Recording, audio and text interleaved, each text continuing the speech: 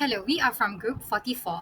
Under the Case Study for Engineers in Society course, we will be discussing the engineering failures behind the 2025 Los Angeles fires, a case study on power line ignition and infrastructure negligence.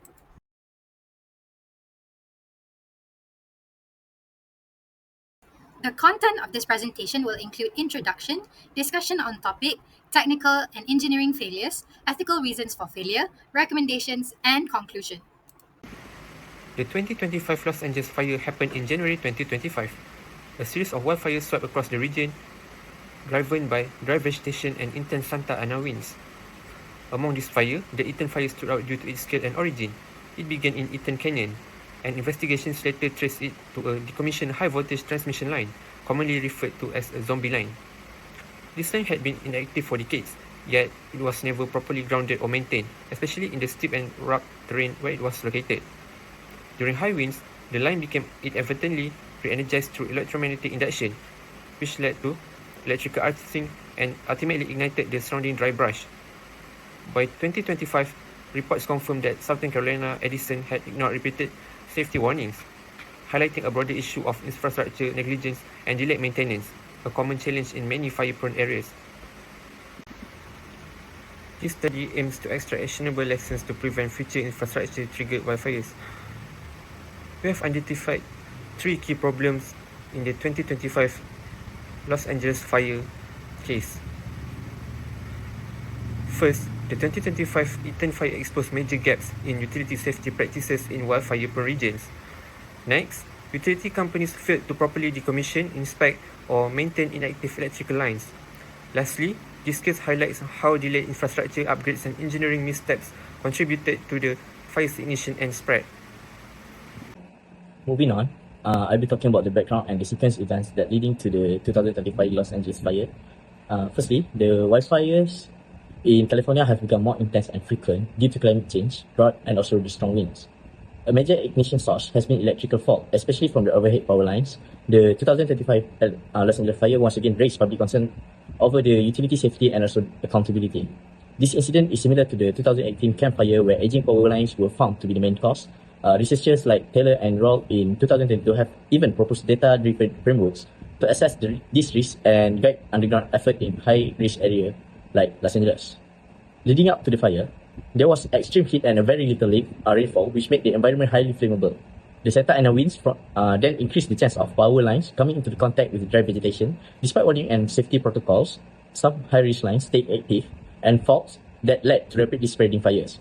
Delays in undergrounding and poor vegetation management made things worse. Overall, the event showed us that the urgent matter for better planning tools and proactive engineering solutions.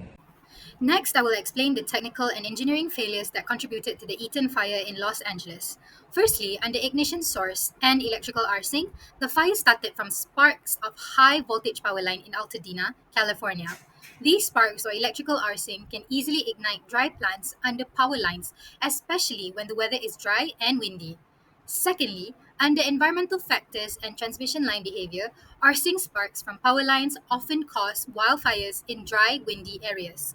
High winds can make power lines sway or clash, creating sparks. And during the Eaton fire, the Santa Ana wind that travels approximately 90 kilometers per hour absolutely did not help. This only increased the risk of the fire. Thirdly, under infrastructure weakness and system design deficiencies, the old power lines in Altadena have become energized without proper grounding. The lack of safety checks and upgrades likely contributed to the ignition of this fire. Continuing on this topic of technical and engineering failures, we have predictive model limitations and utility response failure. An investigation have found that Southern California Edison's SCE AI model underestimated the Eaton's fire size and speed by 10 times, which shows that outdated models and tools failed to predict the fire risk accurately. Lastly, under the absence of protective engineering measures, key safety devices and proper maintenance were missing, which allowed faults to start this fire. The Eaton fire demonstrates how engineering failures combined with bad weather can lead to a disaster. emphasizing the need for robust engineering design and preventive measures. Good day everyone. Today I will be explaining the ethical reasons behind the failures that contributed to the LA fires. Firstly, there was negligence in maintenance where known ignition risks in power lines were ignored. This led to delayed repairs which eventually triggered fire ignition. Secondly, we see the issue of putting profit over safety. Companies often prioritize cost saving over public safety, deferring necessary upgrades and thus increasing the risk of catastrophic failures.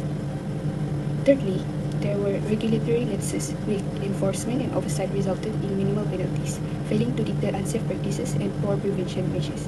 Lastly, there was a failure in preventive action. Despite the availability of effective risk mitigation strategies such as large-scale undergrounding of power lines and proper vegetation management, these were not implemented, leaving the system vulnerable. In summary, these ethical issues collectively highlight how neglecting safety, oversight, and proactive risk management can have devastating consequences, as seen in the LA fires. Hi, I am Aisha. I will continue to present the recommendation which to prevent future wildfire disaster caused by electrical infrastructure. There are three main recommendations engineers should consider.